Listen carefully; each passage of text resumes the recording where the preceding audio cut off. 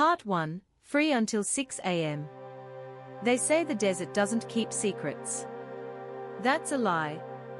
Because everything I'm about to tell you, every scream under the Nevada stars, every shadow that followed me across the dunes for 4 years, started with a secret buried in sand and blood, the Carnival of the Damned. I wasn't special. Just broke. 25, unemployed, living out of a studio apartment that smelled like cheap ramen and overdue rent notices. I used to be a construction worker, good with my hands, bad with timing. After my company folded, I bounced around odd jobs until I couldn't bounce anymore. Vegas chewed up people like me and spat us back into the desert. So when a stranger approached me in a parking lot behind a half-price liquor on Tropicana, promising cash every night, no contracts, no IDs, I didn't think twice. The man's eyes were pale, like someone hadn't told them how to reflect light. His smile, though, too wide to be friendly, too confident to be human. "You look like someone ready for a clean slate," he said. I should have walked away. But I followed him. He drove an old black pickup with no plates, heading deeper into the empty dark between Vegas and the state line. The stars felt close enough to touch, but I swear some of them weren't stars, they flickered wrong, like they were blinking. By the time we reached a barren patch of land outside Indian Springs, a red glow was already rising from behind the dunes, pulsing like a heartbeat. "The carnival's in town tonight," the man said. "Carnival?" He grinned. "You'll see." The first night, what I saw wasn't a carnival. Not the kind you bring your kids to. It looked like someone had stitched together pieces of a Victorian fairground, a traveling circus, and a graveyard lit by dying embers. Torn banners flapped in the wind.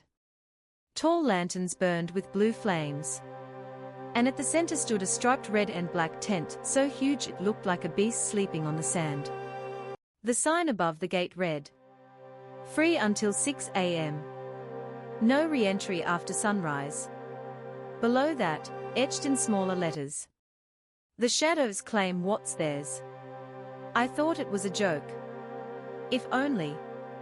The man dropped me at the staff entrance and vanished. Minutes later, I was handed a vest, a flashlight, and a single instruction. "Do not, under any circumstance, listen to the singing." I laughed. They didn't. My job was simple: move crates, clean equipment, prep stages. The place operated only at night. Once dawn approached, everything shut down like a switch had been flipped, and we retreated into sleeping tents. That first night, I met the ringmaster. The ringmaster. Victor Blackwood didn't walk, he glided, like gravity didn't apply to him. Red tailcoat, black gloves, pale skin that looked powdered with cemetery dust. His voice was honey dipped in venom. "You're Ethan Hayes," he said, tapping his cane. "A man desperate enough to make dangerous choices." "That's one way to put it," I muttered. His smile revealed the faintest suggestion of fangs. "Desperation is a currency here. Yours will serve us well." Before I could ask what he meant, a scream erupted from across the grounds. Not a human scream, something wet and choked, like someone gurgling underwater. Blackwood didn't flinch. "Welcome to the carnival, Mr. Hayes." The sirens of the abyss. The scream came from the siren's tent. I'd heard about mermaids as a kid, Disney lies carved into my brain. Pretty, harmless, singing about dreams and oceans. But the things inside that tank were nightmares carved into flesh. 4 of them, floating in black water like jewels dipped in tar. Their scales shimmered like oil stains, and their faces were too symmetrical, too perfect, like masks stretched over hunger. One of them hummed. A soft, lilting note that smelled like lavender and old memories. I staggered forward before I realized what I was doing. The air around me shimmered like heat waves. Someone grabbed my collar and yanked me back. "Don't listen." A man's rough voice, gravelly with age and cigarettes. That was Marcus Hale, my soon-to-be mentor, friend, and betrayer. Rule number 1, he said, eyes locked on the sirens. You listen, you sink.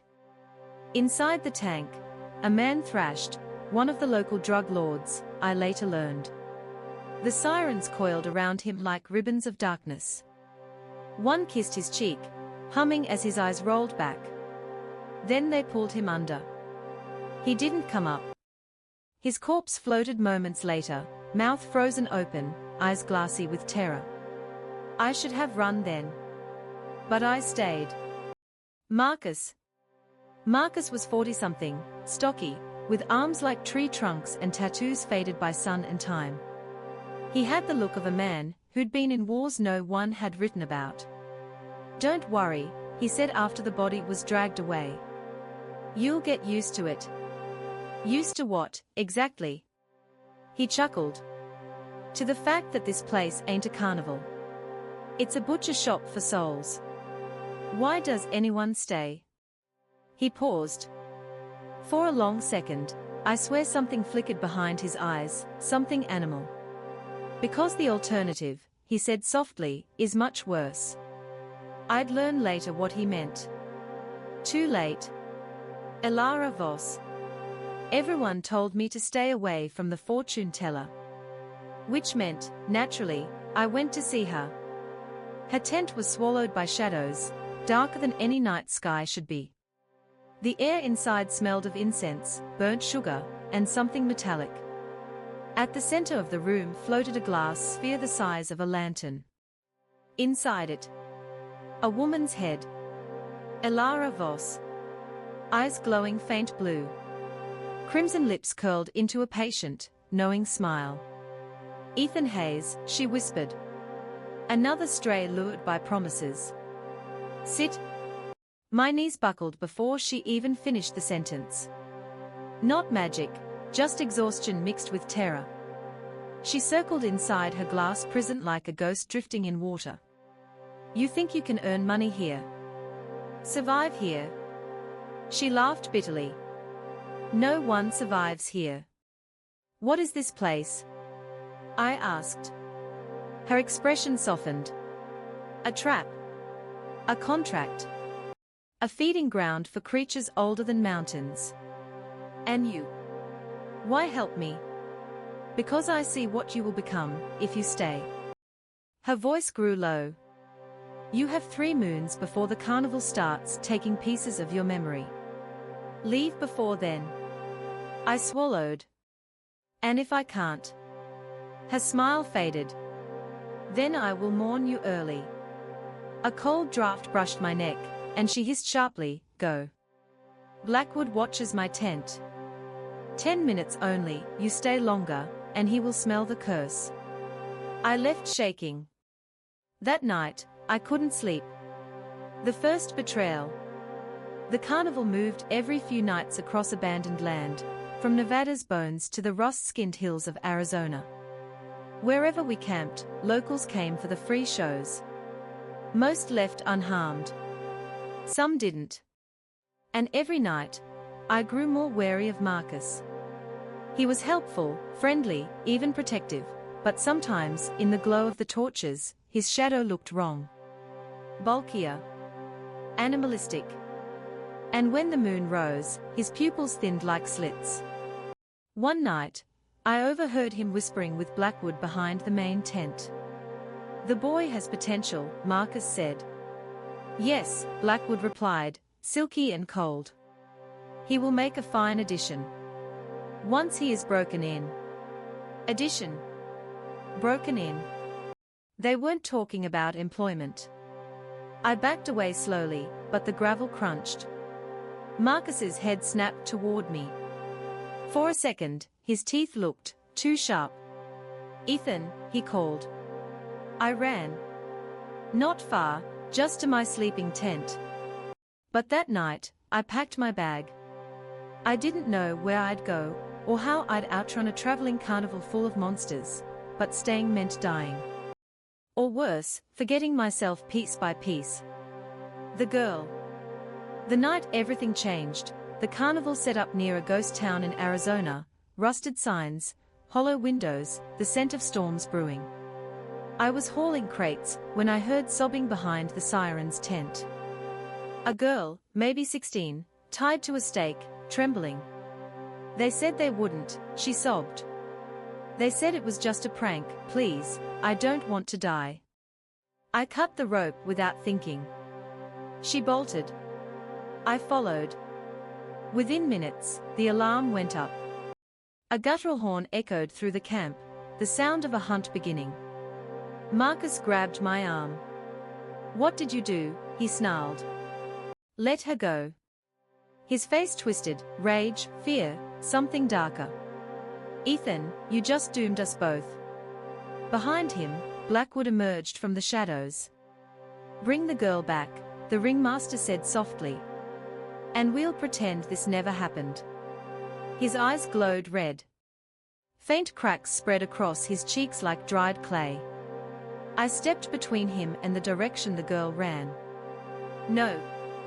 For the first time, Blackwood smiled without charm. "So be it." He snapped his fingers. The cages opened. And the lunar hounds, half-wolf, half-man monstrosities, burst into the stormlit night. The chase begins. The first hound lunged at me. I dodged, barely. Claws sliced through canvas and steel like paper. Marcus shouted my name, pleading or warning, I couldn't tell.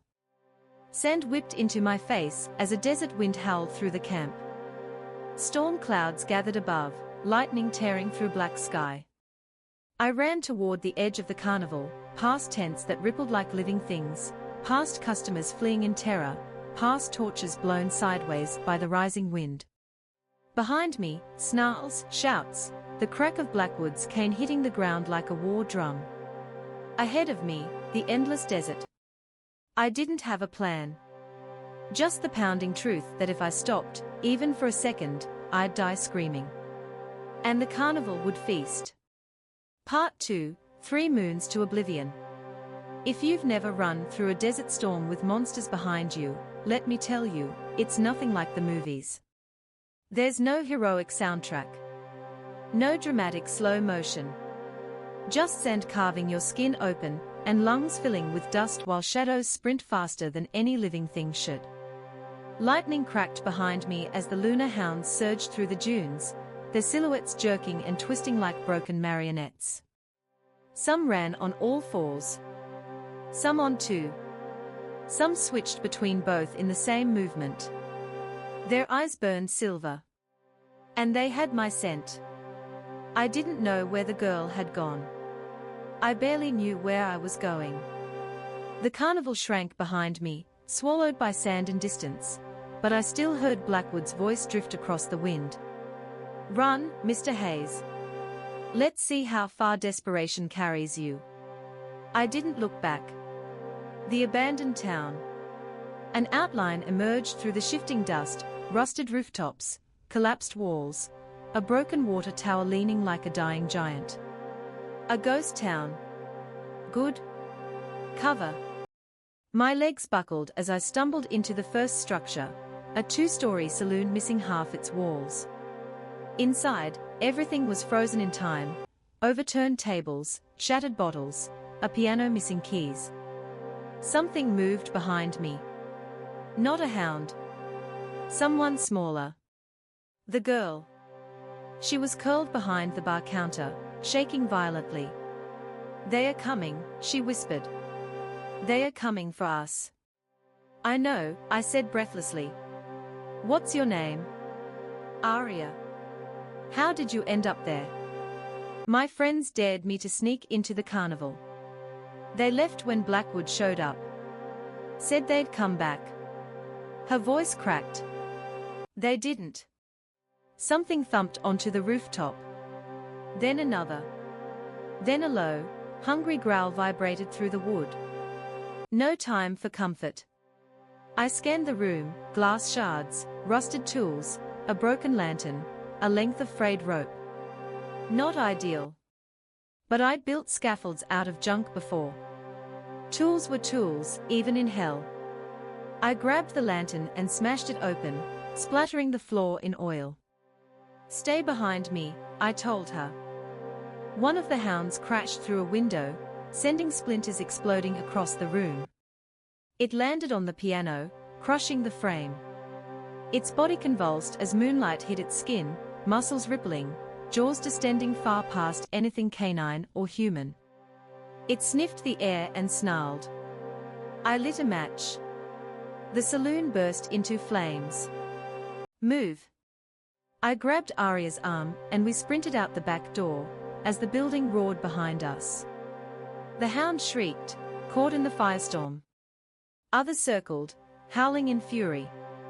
"Good. Buy time. Keep running."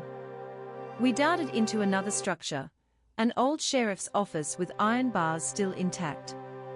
I shoved Arya inside, locked the door, and whispered, "Stay quiet. Stay hidden. I'll come back." I hoped it wasn't a lie. Moon 1, what the carnival takes. As I ran back into the storm, a sharp pain drilled behind my eyes. Sudden. Blinding. Wrong. A voice echoed inside my skull. Elara's voice. 3 moons. 3 memories. The carnival takes what you treasure most. The first is already gone. I staggered, clutching my head. What memory? I muttered. What did I lose? But I couldn't recall. There was simply a hole. A void where something warm used to be. Maybe a face. Maybe a promise. Maybe a piece of myself. The pain faded as fast as it came. Then the wind shifted. And I smelled salt water. No. Not here. Not in the desert. The sirens were close. The sirens hunt. The storm parted for a moment, revealing a massive water tank dragged by ropes and wheels, creaking across the sand, pulled unnaturally by invisible hands. Inside, the 4 sirens floated, humming in unison. Their voices weren't songs. They were weapons. The melody clawed at my mind, scraping at my will. Images flashed, memories not mine, temptations crafted from lies. Calm oceans, warm beds, promises of peace, of oblivion, of surrender. My feet stepped forward on their own. Closer. Closer. A siren pressed her face to the glass. Her eyes were galaxies. Her smile was hunger. Jump.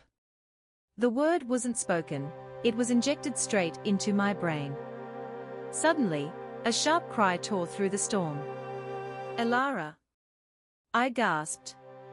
Her voice, strained and faint, whispered through the air. Fight it, Ethan. You are not theirs yet. Salt. Salt breaks their hold. Salt? In the desert. Lightning illuminated the ground, and I saw the answer. Dry crusts of ancient salt deposits scattered like broken mirrors. I grabbed a handful and flung it at the tank. The effect was instant.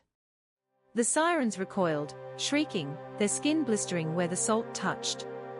Their song fractured into static. The tank lurched violently to one side. And somewhere behind me, a voice roared. Ethan. Marcus.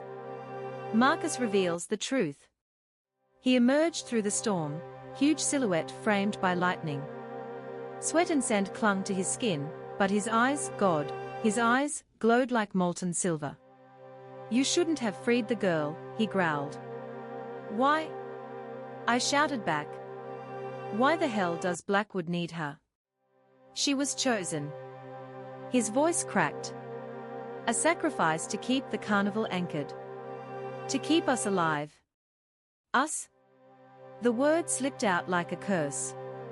Marcus stepped closer. And his teeth lengthened. He promised me eternity, he whispered. No pain. No fear. No death. All I had to do was serve. And now you're threatening that. It hit me like a punch. Marcus wasn't just a long-timer. He was transforming. His shadow in the torchlight wasn't human by accident. You sold your soul, I said. He smiled, a tragic, broken smile. No, Ethan. I traded it.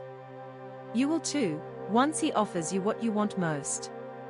I already want something, I growled. Out? Marcus sighed. Then lunged.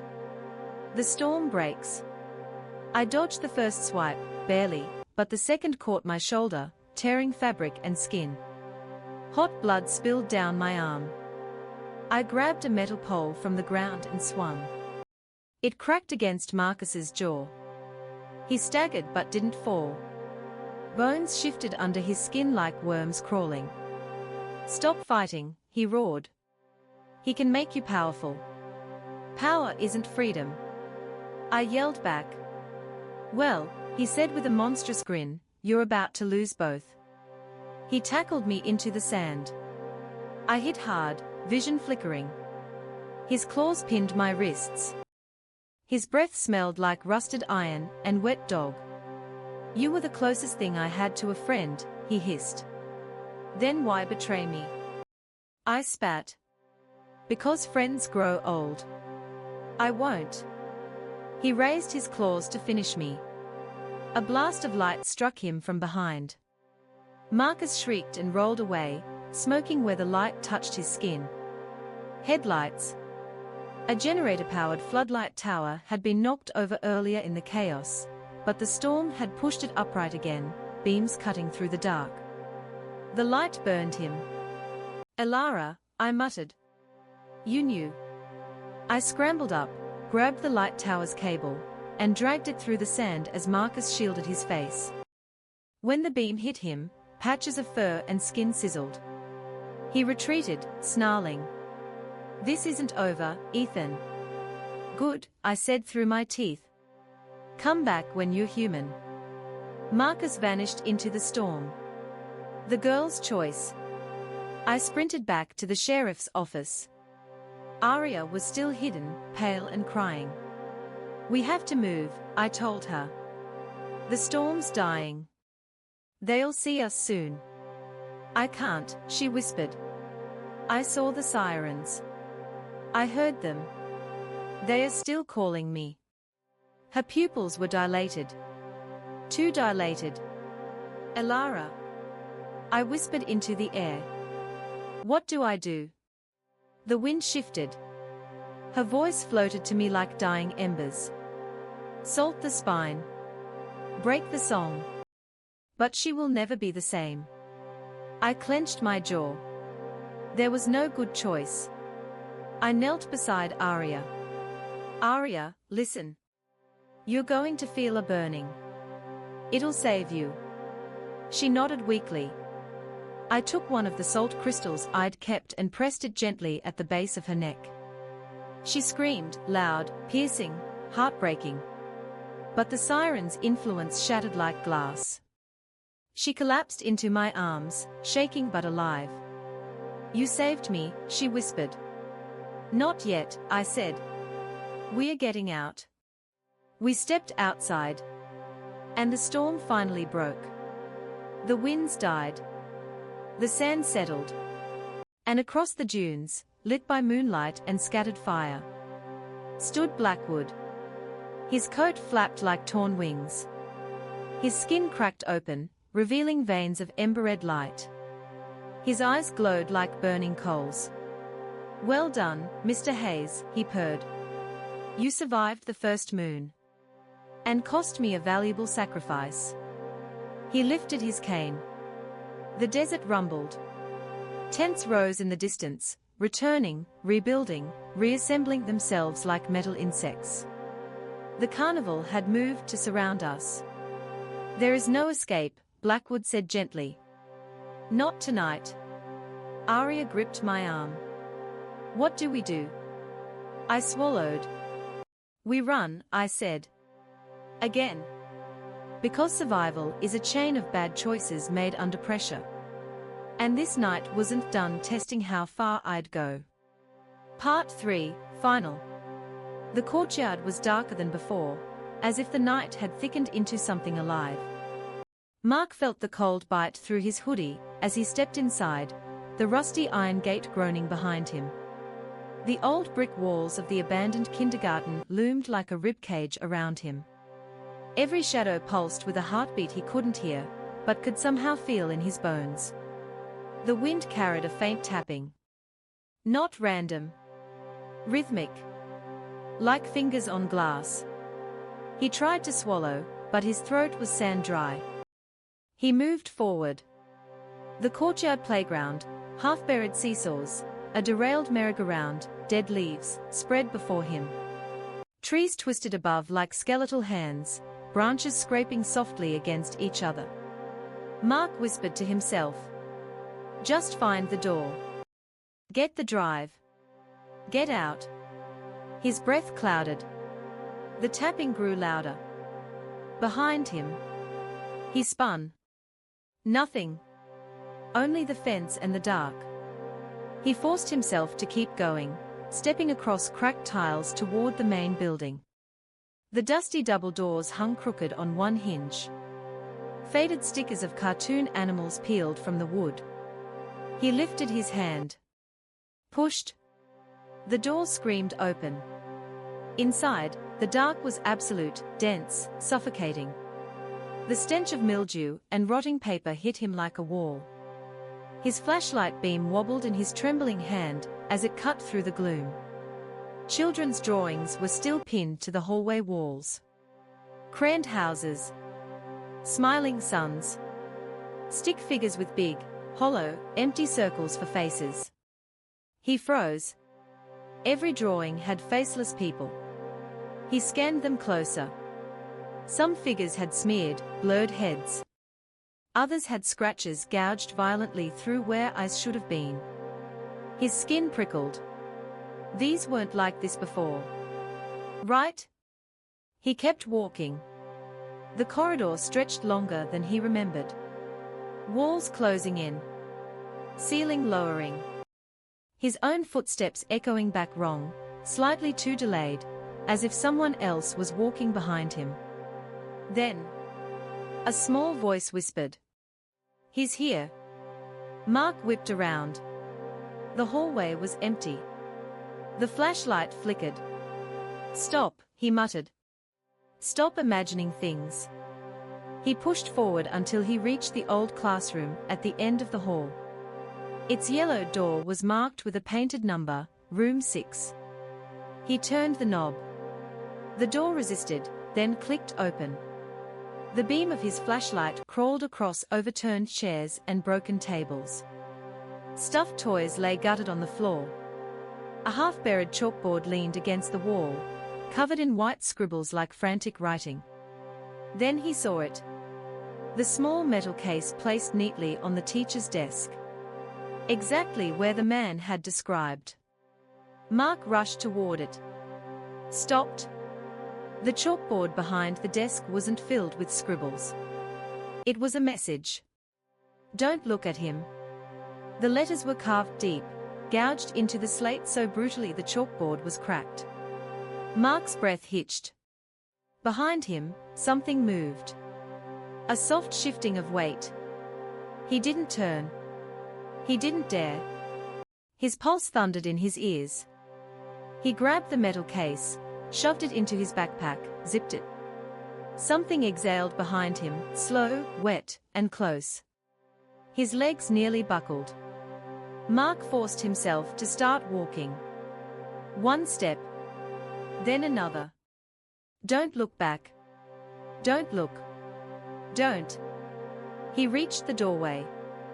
Stopped again. The whisper returned, brushing his ear. Mark. His name. His legs turned to stone. Then a hand, cold as burial soil, landed on his shoulder. He couldn't hold back the scream. He bolted into the hallway, nearly slipping on the dusty tiles. He sprinted blindly, flashlight bouncing wildly, shadows warping around him. Something chased him. He could hear it, soft, gliding, wrong. Too smooth, like it didn't use legs. It skimmed along the floor, Closer, closer. He burst through the front doors and into the courtyard, gasping for air. Silence. He spun around. Nothing emerged from the building. The night was dead still. Mark didn't wait. He sprinted to the gate, pushed through, and ran to his car. He fumbled with the keys, hands shaking, finally yanking the door open and diving inside. He locked the doors. Sat there, panting, forehead resting against the steering wheel. He was safe. He had to be. After 5 long minutes, he forced himself to look up.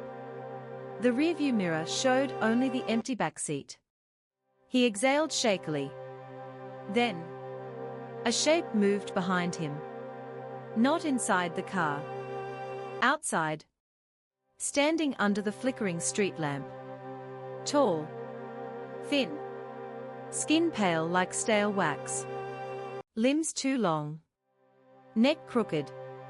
And where a face should be, nothing. Just smooth skin. A featureless oval. Mark froze. The thing twitched. Not a normal movement, more like a glitch, a skipped frame. One moment it was standing straight, the next, its head tilted impossibly far to the side. Then its face, blank and smooth, shifted. Something pushed beneath the skin, distorting it from underneath. Like invisible fingers pressing outward, trying to form features. Mouth shapes. Eye sockets. A nose. It failed. The skin rippled back into smoothness. Mark's hand trembled as he turned the key. The engine roared. The faceless thing glided forward. Mark floored the gas. The car shot down the road. He didn't look back. His apartment felt like a sanctuary when he returned home, warm, lit, real. He locked the door, double-checked it, then dropped his backpack on the table. He pulled out the metal case. It was cold. Too cold. Frost fogged its surface. Mark hesitated. Every instinct screamed to throw it away. Instead, he clicked it open. Inside lay a single flash drive, matte black, no label. He plugged it into his laptop. A directory popped up. One file. Footage_06.mov. His heart pounded. He clicked it. Static washed across the screen, then stabilized. A classroom. Room 6. Children sat at tiny desks. Laughing. Talking. A normal day.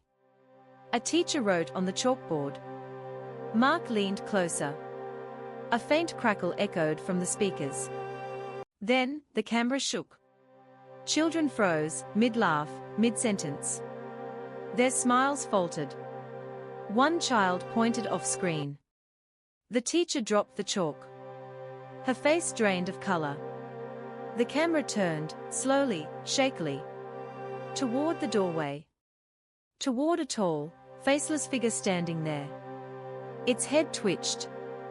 The children screamed.